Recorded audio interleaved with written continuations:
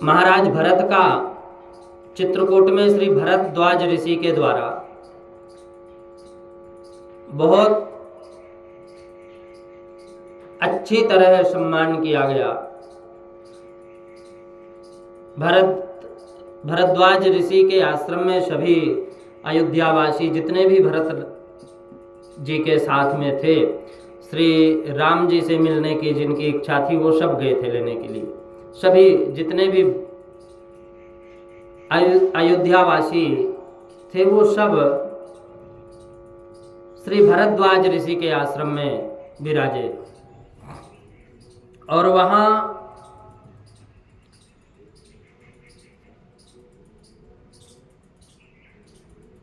लोग भरत जी की प्रशंसा करते हुए कहते हैं कि हमने सुना था कि माता ने राज्य दिया परंतु भरत जी ने राज्य नहीं लिया, वापस दे दिए,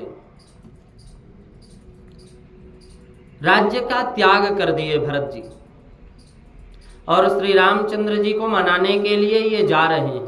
ऐसे ये केकई के लायक पुत्र नहीं है, कहते हैं ये केकई के लायक पुत्र नहीं है। कैकई जननी जोग सुत नाही, ये केकई के योग्य नहीं है। 9 दिन की इस रीति से मुकाम करते भरत जी चल रहे हैं। तब चित्रकूट के दर्शन हुए, जहां चित्रकूट के दर्शन हुए कि भरत जी की सभी ग्लानि दूर हो गई। भरत जी चित्रकूट के मार्ग दर्शन मात्र से ही आनंदित हो गए। रात्रि में तलहटी में ही विश्राम किए और इधर श्री सीता जी को स्वप्न हुआ कि भरत जी मिलने आ रहे हैं, भरत जी मिलने आ रहे हैं, साथ में अयोध्या की प्रजा है। तो स्वप्न ठीक नहीं है। राम जी ने कहा यह स्वप्न ठीक नहीं है, कुछ दुख की वार्ता सुननी पड़ेगी। उसी समय भील लोग दौड़ते हुए राम जी के पास आए। उन्होंने कहा कि कोई भरत नाम का राजा आपसे मिलने आया है और साथ में चतुरंगणी सेना लिया है,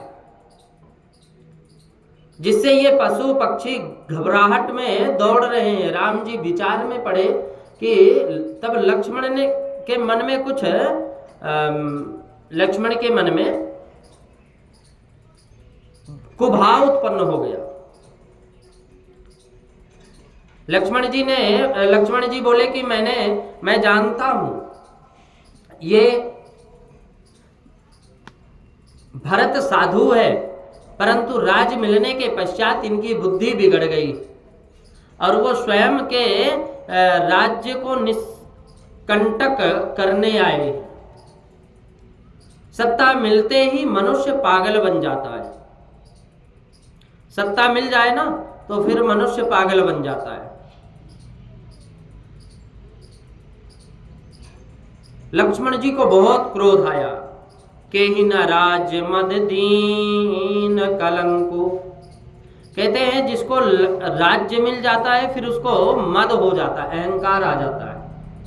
लक्ष्मण जी को बहुत क्रोध आया। रघुनाथ जी ने लक्ष्मण जी का हाथ पकड़कर अपने पास बैठाए और राम जी ने कहा कि लक्ष्मण, भरत को ब्रह्मलोक का राज मिले तो भी इसको मद होगा नहीं, इसको कभी मद नहीं हो सकता। ये इसको भरत को चाहे ब्रह्मलोक का राज क्यों ना मिले।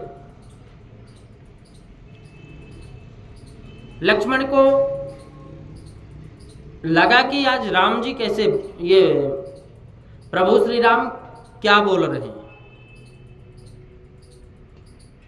राम जी बोलते हैं कि भरत ही हो न राज मधु विधि हरि हर पद पाय, चाहे इनको हरि ब्रह्मलोक क्यों ना मिल जाए लेकिन भरत को कभी अहंकार नहीं आएगा, कभी भरत को मद नहीं आएगा।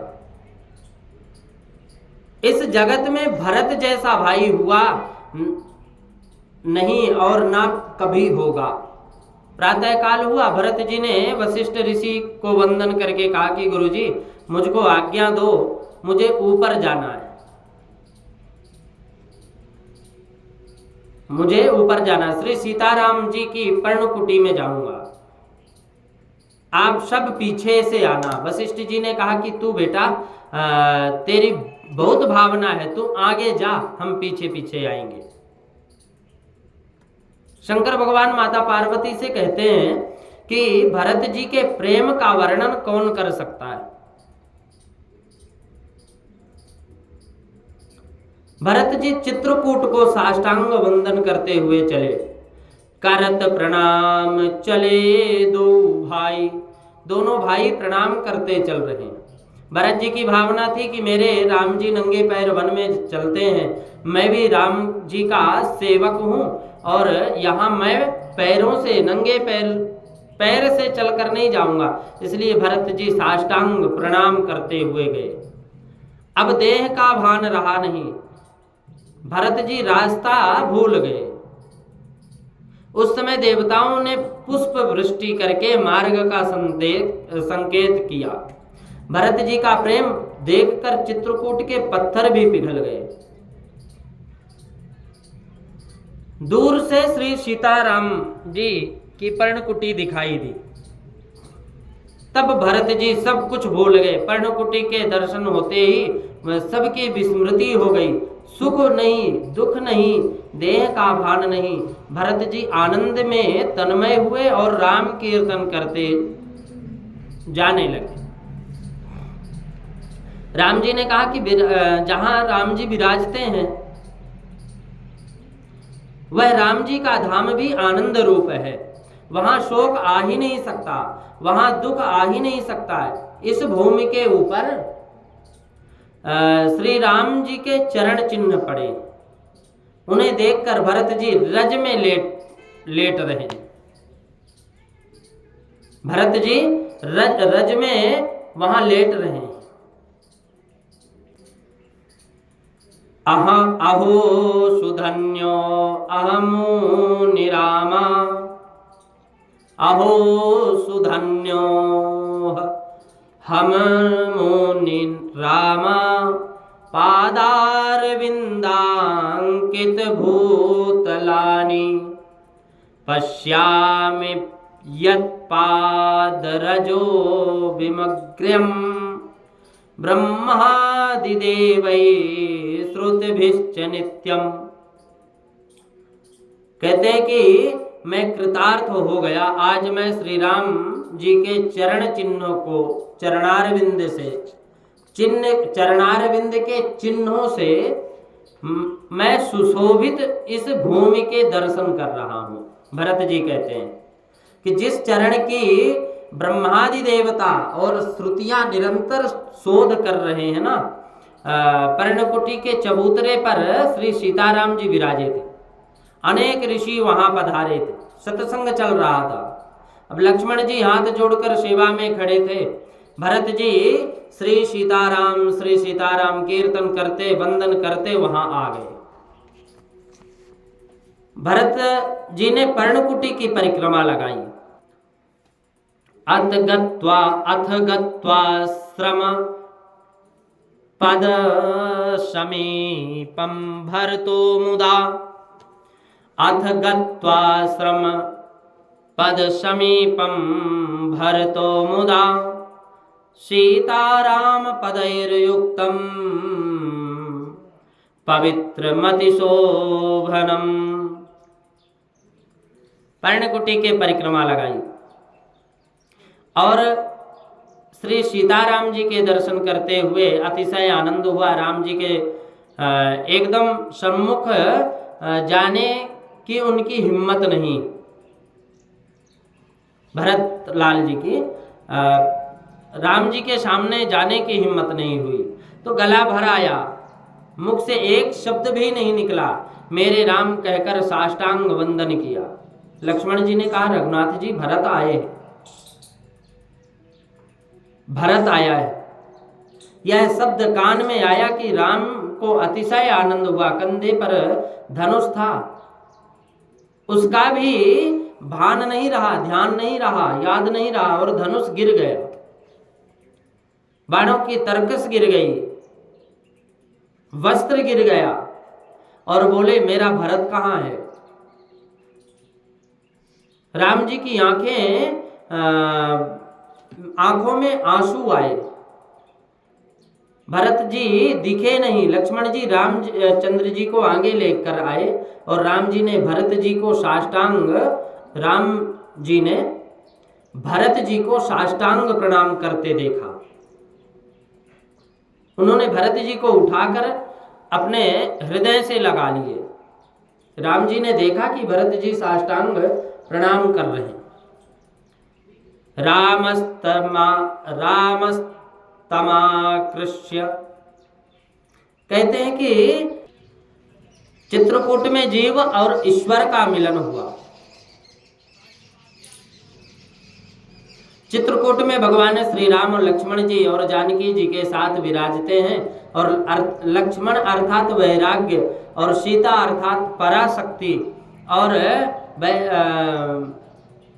पराभक्ति और वैराग्य पराभक्ति को साथ लेकर भगवान चित्रकूट में अर्थात चित्त में विराजमान है, निरंतर विराजते हैं। उनको जीव अर्थात भरत मिलने जाते हैं। इस मिलन का चिंतन भी पाप को नष्ट कर देता है। श्री राम जी भरत जी के मिलन के आनंद का वर्णन कौन कर सकता है। परमात्मा श्री रामचंद्र जी के चरणारविंद में शांति है। परमात्मा से बिछड़ी हुई जो जीवात्मा है को जहां भी जाए वहां अशांति मिलती है। परमात्मा को छोड़कर जो जाता है उसको अशांति मिलती है। यह जीव जगत का अंश नहीं है, भगवान श्री राम का अंश है। संसार तो दुख और सुख से भरा हुआ है। संसार सुख देता है और अतिशय दुख भी देता है। इस जीव को आनंद की भूख है। श्री राम जी के चरणों में आए बिना जगत में कहीं भी आनंद प्राप्त नहीं होगा, शांति नहीं मिलेगी कहीं भी। यह जीव जब ईश्वर से अलग हुआ, संसार में आने लगा, तब उससे परमात्मा से उसने कहा कि महाराज आप ऐसी कृपा करो कि मैं संसार में रह ना जाऊं, फिर से आपके चरणों में आऊं। प्रभु ने कहा कि बेटा संसार अशांति से भरा हुआ है, तू मेरे चरण में नहीं आएगा तब तक तुझे शांति नहीं मिलेगी। तू भले ही बड़ा राजा बन या स्वर्ग का देवता हो जा, परंतु मेरे चरण में ही नहीं आएगा तब तक तुझे शांति नहीं मिलेगी, अशांति मिलेगी। मानव स्वर्ग में जाए अथवा बड़ा ज्ञानी बन जाए, परंतु जब तक वो परमात्मा के शरण में नहीं जाता तब तक वो हमेशा कष्ट ही कष्ट में पड़ा रहता है। भगवान ने संसार को अपूर्ण बताया है, संसार में अशांति रखी है। जीव ईश्वर से किंचन भी पृथक नहीं, अलग नहीं। अंत में इसे तो रोना ही पड़ता है। पूर्ण आनंद तो इसको तब मिलता है जब ये भगवान श्री राम के चरणों में जाता है। भरतलाल जी आज चरणों में है, ईश्वर का अंश है। उस अंशी में ईश्वर में यह मिल जाए, परमात्मा के साथ एक रूप हो जाए तो ये अतिशय कृतार्थ बनता है। ईश्वर के बिना जगत में यहाँ जहां जाता है वहां उसके पीछे काल चलता है। भगवान के बिना जगत में जहां जाओगे वहां पीछे काल चलता है और काल इसको किसी ठिकाने शांति से नहीं रहने देता। काल का भय सबको लगता है। परमात्मा श्री राम काल के भी काल हैं और जो भगवान श्री राम जी के चरणों में आया है उसको ही काल का भय नहीं लगता। काल के भी काल परमात्मा के साथ जो बराबर प्रीति करता है, स्नेह करता है श्री चरणारविंद में, उसका भी डर दूर हो जाता है। जीव अंश का ईश्वर का अंश है जीव, ईश्वर का अंश है जीव, और जगत का अंश नहीं है। इस जगत के साथ जीव का संबंध सच्चा नहीं, कच्चा है। इस जीव का संबंध ईश्वर के साथ ही सच्चा है। थोड़ा विचार करोगे तो ध्यान में आएगा कि पति पत्नी का संबंध जन्म से नहीं, मरे फिर पीछे भी नहीं रहता। पति पत्नी के संबंध का अंत जीवन में ही आ जाता है। जगत के संबंध सापेक्ष हैं और देश काल की कुछ मर्यादाओं में रहने वाले जीव का ईश्वर के साथ संबंध सच्चा है। सदा सर्वत्र अनुसंधान रखो कि मैं परमात्मा का अंश हूं, मैं परमात्मा का अंश हूं, मुझे प्रभु के चरणों में जाना है, मुझे परमात्मा के साथ एक होना है। कितनों ही को शंका होती है कि महाराज ये जीव ईश्वर का अंश है, तो जीव ईश्वर से बिछुड़ा क्यों? अब क्यों बिछुड़ा है? कहां से बिछुड़ा है? कहां पड़ा है? किधर से पड़ा है? जीव ईश्वर का अंश है, यह तो बात सच्ची है। अब बिछड़ा क्यों है? कहां से बिछड़ा है? ऐसे विचार से क्या लाभ है? रोग हुए पीछे, रोग क्यों हुआ, कहां से हुआ, इससे विचार करने से समय गंवाने से अच्छा है कि रोग को बढ़ने ना दें। अपन यही पीछे पड़े रहेंगे कि ये कहां से आया, क्यों जन्म हुआ, ऐसा तो उसका रोग बढ़ता ही चला जाएगा। तो रोग हुए पीछे तो सावधान होकर पथ्य के साथ दवा का सेवन करें तो रोग शांत होता है। इस जीव को बड़ा वियोग रोग लगा है। परमात्मा का वियोग महान रोग है, और यह रोग क्यों हुआ, कहां से हुआ, इसका विचार बहुत ना मत करो, इसकी दवा करो, ईश्वर के साथ संबंध जोड़ो, ईश्वर के साथ एक होने का साधन करो। परमात्मा के चरणों में ना जाए तब तक जीव को शांति मिलने वाली नहीं है।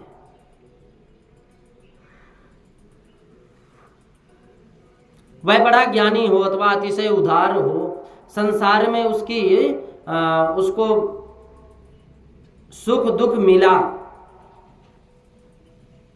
शांति नहीं मिली। प्रभु ने संसार में अशांति रखी है, और संसार में परमात्मा ने काल का भय रखा है, और काल सबके माथे पर है। उससे छूटना हो तो काल के भी काल श्री राम की शरण में जाओ, ईश्वर के अंश मिल जाए, जीव ईश्वर के साथ एक बने, तब काल इसका नौकर बनता है। निर्भय होना तो परमात्मा का दृढ़ आश्रय करो, परमात्मा के श्री चरणों में प्रेम करो। परमात्मा का आश्रय लिए बिना जीव निर्भय नहीं हो सकता। परमात्मा मनुष्य को जीवन का लक्ष्य निश्चय करना चाहिए कि परमात्मा के चरणों में जाना है, और इस लक्ष्य की प्राप्ति के लिए किसी संत के आज्ञानुसार साधन करना चाहिए। जीव ईश्वर के चरणों में जाता है तब वह आनंद स्वरूप परमात्मा के स्वरूप में लीन होता है।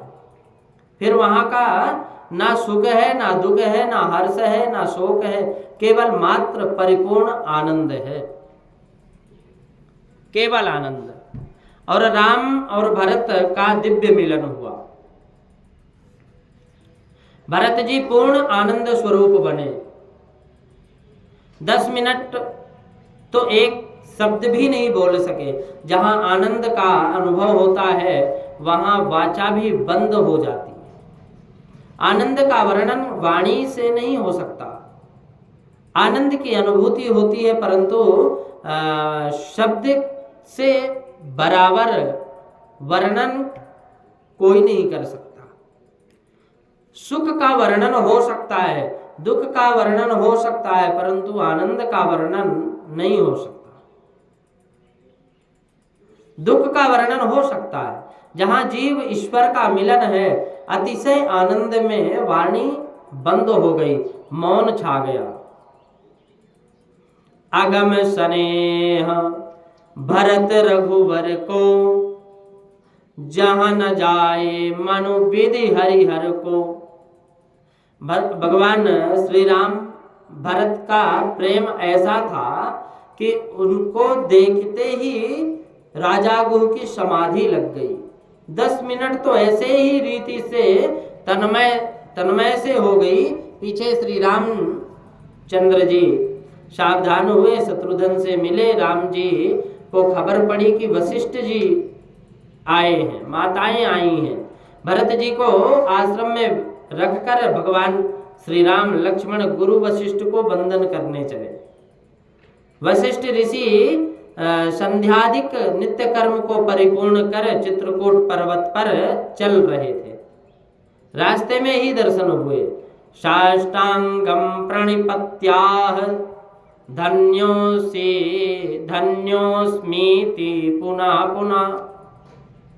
साष्टांग प्रणति, साष्टांग वंदन करते हैं भगवान श्री राम। और अयोध्या की प्रजा भी आई, सबको भगवान राम जी दर्शन दिए। और राम मिलन की तीव्रता आतुरता थी। सब राम जितने भी अयोध्या वासी आए थे, सबके अंदर आतुरता थी। प्रभु ने विचार किया कि एक एक करके सबसे मिलूंगा तो इनकी अंतिम बारी आएगी, उनको बहुत देर होगी। इन सबका बहुत प्रेम है, मेरे लिए ही सब आए हैं, इसलिए सबसे एक साथ ही मिलो। तो इस जीव को ईश्वर से मिलने की जितनी आतुरता है, उसकी अपेक्षा अधिक आतुरता ईश्वर की जीव से मिलने की है।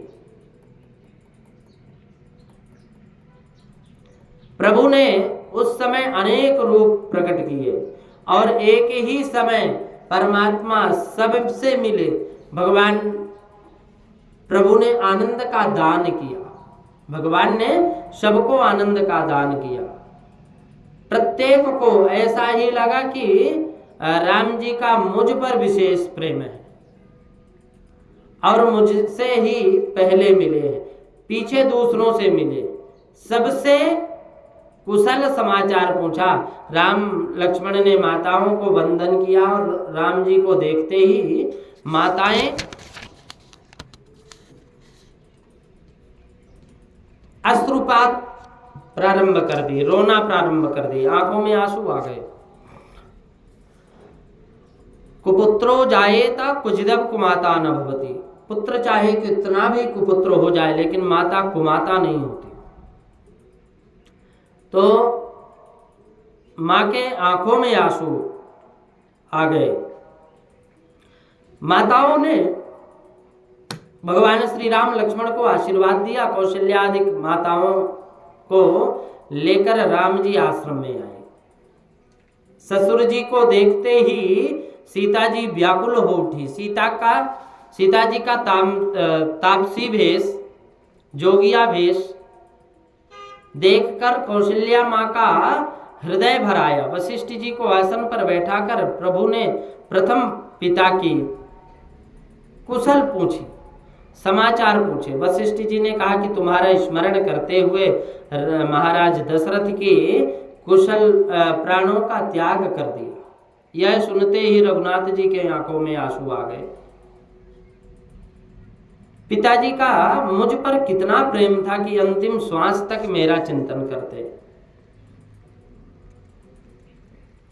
महाराज दशरथ की सत्य निष्ठा और प्रेम निष्ठा दोनों दिव्य थी, दोनों दिव्य थी। राम जी में उनका ऐसा सच्चा प्रेम था कि राम वियोग में वे जीवित नहीं रह सके। पिता के मृत्यु के समाचार से आज मालिक की आंखें भीनी हो गई, दुखित हुए। लक्ष्मण जी रोने लग गए। सीता जी को खबर पड़ी, भगवान ने पीछे स्नान किया, महाराज दशरथ का श्राद्ध किया, फल का पिंडदान किया। राम जी ने वनवास के 14 वर्ष तक अन्न का सेवन नहीं किया, अनाज का और धातु के पात्र का कभी स्पर्श नहीं किया। वयम यदन्ना पितरस्तदन्ना। रामचंद्र जी ने वनवास में कंदमूल फल का ही सेवन किए। इसी से फल का पिंडदान किया। वाल्मीकि रामायण में ऐसा वर्णन आता है कि महाराज दशरथ कह गए थे कि राम जी वन में जाएं, इसमें यदि भरत जी की सम्मति हो तो भरत मेरा श्राद्ध ना करें। तो महाराज दशरथ की ऐसी भी इच्छा थी कि राम जी मेरा श्राद्ध करें। रघुनाथ जी विधि पूर्वक पिताजी का श्राद्ध किए। श्राद्ध में श्रद्धा प्रधान है।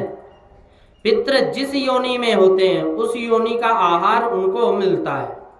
अधिकांशतः अन्न में वासना रखकर ही जीव शरीर छोड़ते हैं। 2-4 दिन का उपवास करे तो उसके पीछे दाल चावल भी मिठास लगती है।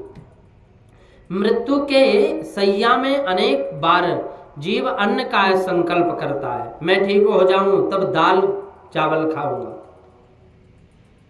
शास्त्र में ऐसा लिखा है कि जिसके मन में कोई विकार नहीं, वासना नहीं, जो वासनाहीन होकर पूर्ण निर्विकार होकर परमात्मा का स्मरण करते हुए शरीर को छोड़ते हैं, उनको उनका श्राद्ध ना हो तो भी सद्गति होती है। विकार वासना में रहकर जो शरीर का त्याग करता है उनके लिए श्राद्ध की बहुत जरूरत रहती है।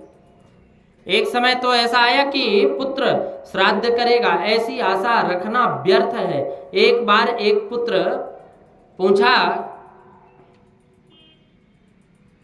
एक बार एक संत ने पूछे एक बालक से कि तू अपने पिता का श्राद्ध क्यों नहीं करता। तब उसने जवाब दिया कि मैं अपने बाप की कुछ मिल्कियत नहीं भोग रहा हूँ, कुछ मुझे मिला नहीं। यह सब मिल्कियत, ये सब जायदाद, पैसा, कमाई, मैं अपनी कमाई से ही ये अपना खर्च चला रहा हूँ। इसलिए आपको मिल्कियत मिली हो तो ही बाप का श्राद्ध करना, नहीं तो नहीं करना चाहिए। ऐसी जो आज कुछ लोग विचार करते हैं कि हमें जब तक पिता की संपत्ति नहीं मिलेगी, यदि पिता का संपत्ति नहीं मिली ना तो वो फिर पिता की श्राद्ध करना, पिता का ये कर्म करना, ये बिल्कुल दूर ही रहते हैं। ऐसी आज की बात है, बाप की अटूट संपत्ति भोगने वाले भी बाप का श्राद्ध नहीं करते। इसलिए अपना श्राद्ध अपने हाथ से करके ही जगत को जय श्री कृष्ण करना, जीवन को परमात्मा में और परोपकार के कार्य में जोड़ देना चाहिए। सच्चा श्राद्ध है। ऐसा श्राद्ध किया होगा तो पीछे पुत्र से श्राद्ध कराने की इच्छा नहीं रखनी पड़ेगी। पुत्र श्राद्ध करेगा तो मेरा उद्धार होगा, ऐसी आशा नहीं रखना चाहिए। पुत्र द्वारा नहीं, सद्गति तो स्वयं के सत्कर्म द्वारा ही प्राप्त की जा सकती है। पुत्र हो तो ही सद्गति हो, यह मान्यता ठीक नहीं है। अपना उद्धार स्वयं को कर लेना चाहिए। उद्धारेदात्मनात्मानम। आज के वातावरण में उछलकर चलने वाले पुत्र तो श्राद्ध भी नहीं करते, तो पीछे उद्धार करेंगे ही कहां से? जीव का उद्धार जीव स्वयं ना करे तो दूसरा कौन करने वाला है?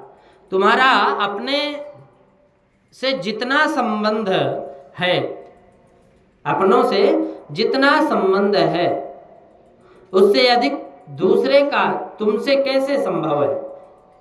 मनुष्य का स्वयं के सिवाय दूसरा कौन बड़ा हितकारी हो सकता? अपना कल्याण तुम ना कर सको तो तुम्हारे पीछे तुम्हारे बच्चे तुम्हारा कल्याण क्या करेंगे?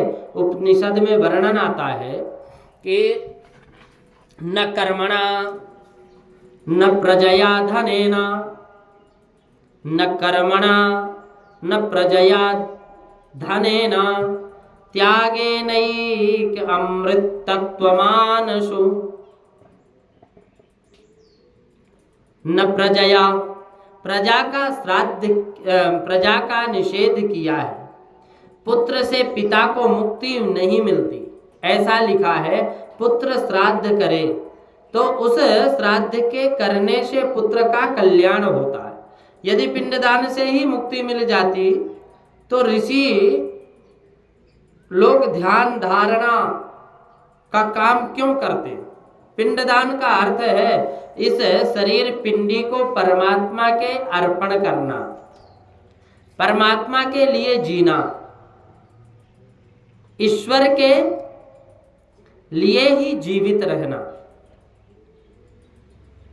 उसको अवश्य मुक्ति मिलती है। मरने से पहले जो भगवान को पहचान लेता है उसको मुक्ति मिलती है। जीवन में परमात्मा का अपरोक्ष साक्षात्कार किए बिना दूसरी किसी भी रीति से मुक्ति नहीं मिलती। जिसको जीवन काल में मुक्ति ना मिले उसको मृत्यु के पीछे मुक्ति मिलनी कठिन है। तमेव विदित्वाति मृत्युमेति, तमेव विदित्वाति मृत्युवेति नान्यः पंथा विदते अनाय। वेद का श्लोक है, तमेव दित्वा मृतो मेति नान्यः पंथा विदते अनाय प्रजापतिश्चरतिर्गर्वा। परमेश्वर को जानने से ही मनुष्य मृत्यु को लांघ सकता है, मृत्यु से ऊपर उठ सकता है।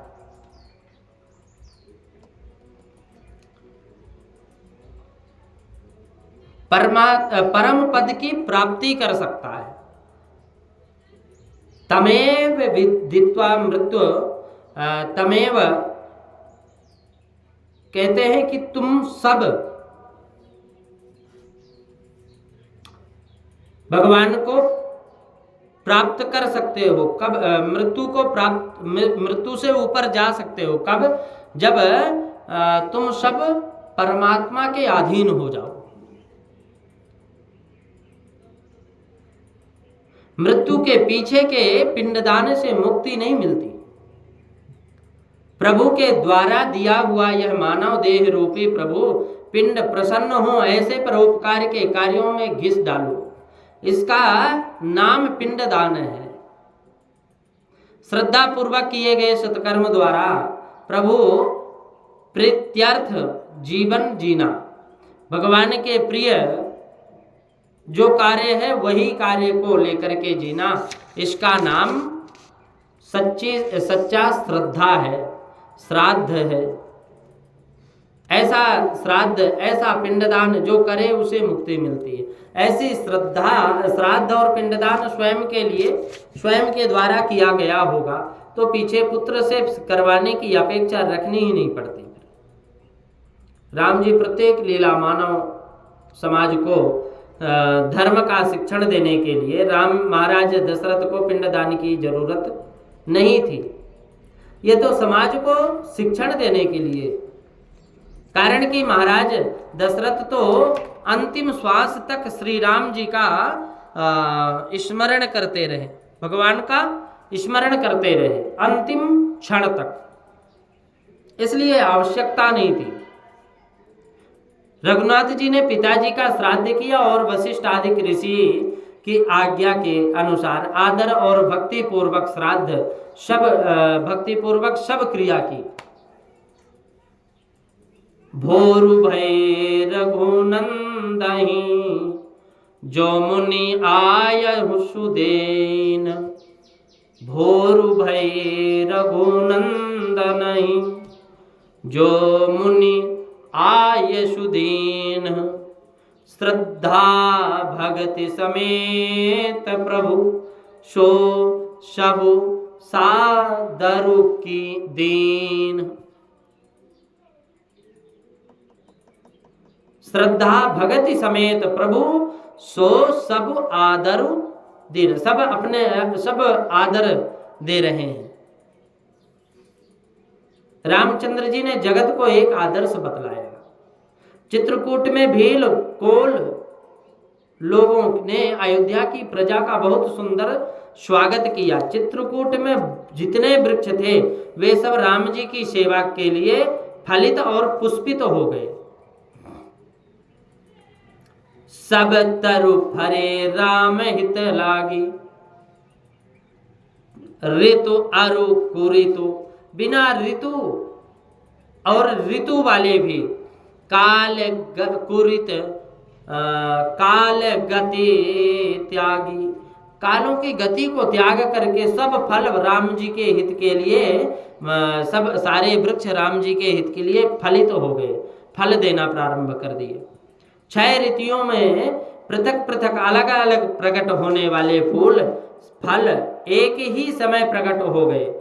ये कोल भील जो थे उन लोगों को लाते और अयोध्या जी को कोल भील फलों को ला करके अयोध्या जी के जितने भी लोग थे सबको बांट देते, प्रजाओं को बांट देते। अयोध्या की प्रजा प्रेम से कंदमूल खाते, फल का सेवन करने लगी।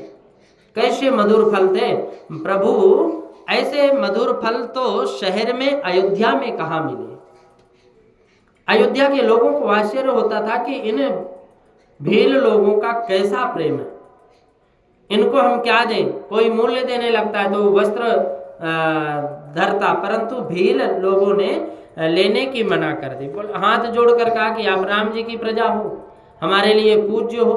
राम जी ने हमको अपनाया, तब से हम अनाथ हो गए थे पहले, अब हम सब सनाथ हो गए। पहले अनाथ जैसे लगता था, अब हम सब सनाथ हो गए।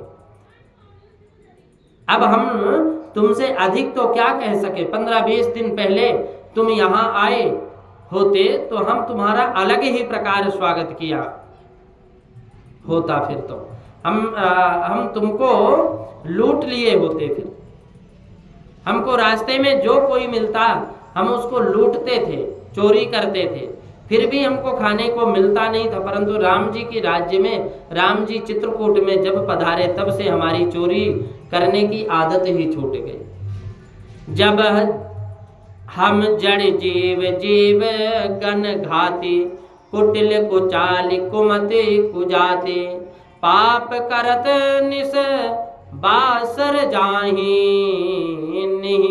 नहीं पट कटी नहीं पेट अघाही, सपन हूँ धर्म बुद्धि कस काऊ, और यह रघुनंदन दरस प्रभाव, जब ते प्रभु पद पदुम निहारे, मिटे दुसह दुख दोष हमारे।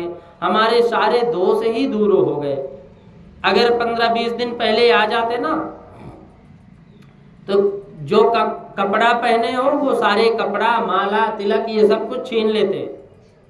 लेकिन ये तो धन्यवाद है भगवान राम जी का कि राम जी के पदार्पण चित्रकूट में हुए।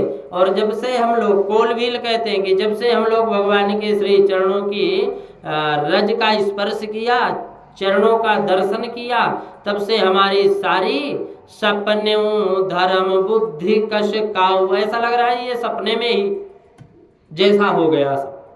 ये रघुनंदन के दर्शन का प्रभाव है। भगवान के दर्शन का प्रभाव क्या है? तब से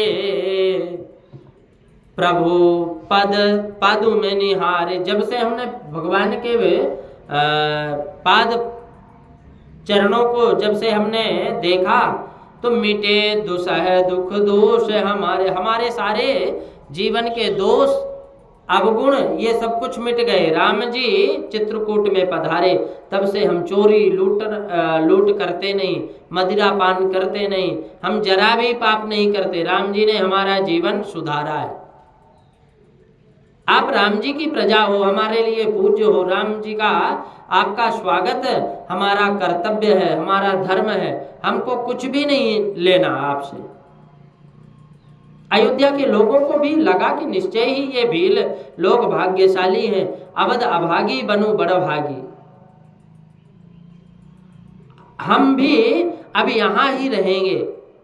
हमारी ऐसी इच्छा है कि 14 वर्ष का समय यहाँ ही पूरा हो जाए। तो ठीक है। वशिष्ठ जी ने भरत जी से पूछा कि भरत अब क्या करोगे? भरत जी बोले कि गुरुजी आप मुझसे पूछते हो, आप यहाँ बैठे हो, आप जैसी आज्ञा दो वैसा करो।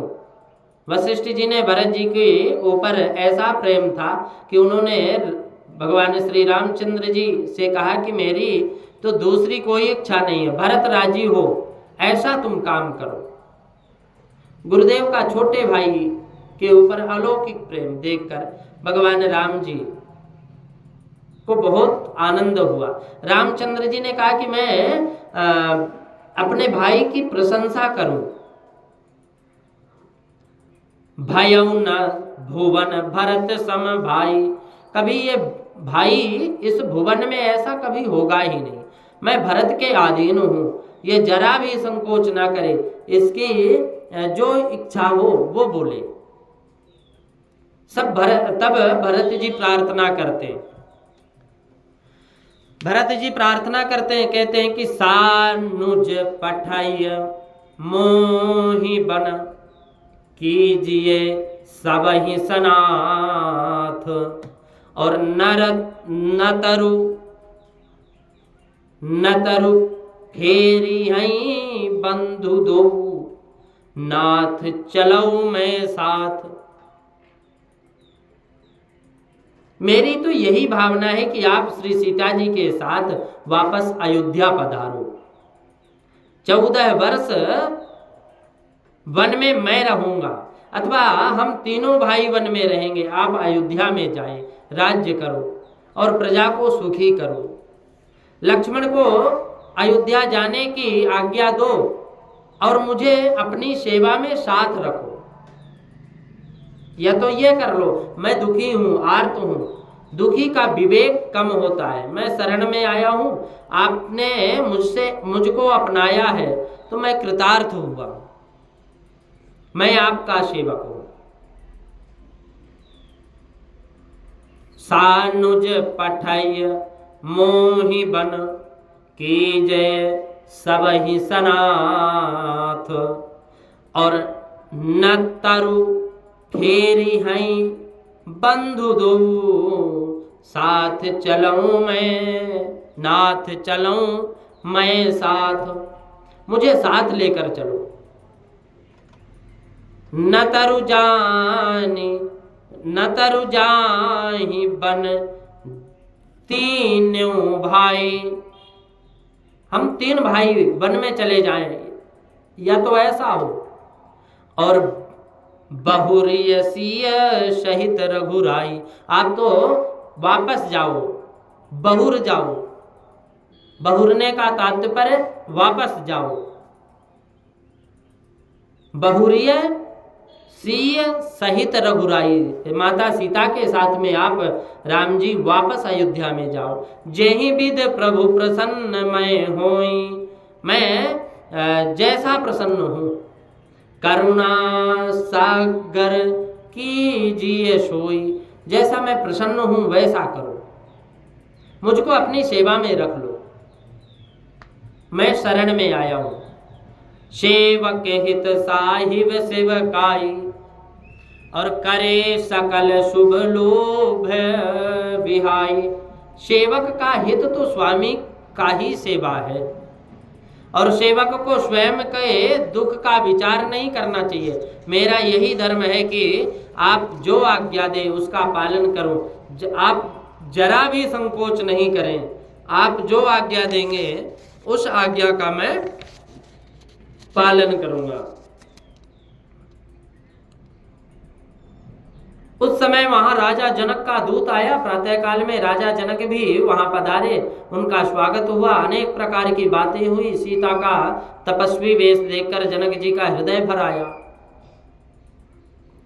जनक जी ने कहा कि मैं सीता को अपने साथ ले जाऊंगा। बेटा, तूने दोनों कुलों का उद्धार किया है, तूने दोनों कुल पवित्र कर दिए। सीता जी ने कहा कि मेरे पति का वनवास तो मेरा भी वनवास है, पिताजी मुझसे अधिक आग्रह ना करो। कौशल्या जी ने कहा कि इस भरत को समझाओ, भरत 14 वर्ष तक किस रीति से जिएगा, राम विरह यह सहन नहीं कर सकता। भरत को संतोष हो वैसा करो। तब जनक जी ने कहा कि हम लोग अब कल की कथा में जनक जी ने क्या जवाब देते हैं, क्या समझाते हैं, जनक जी के समक्ष क्या सभा लगी, सभा का क्या उत्तर निकला, सभा लगाने के क्या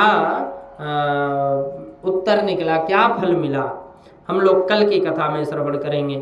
श्री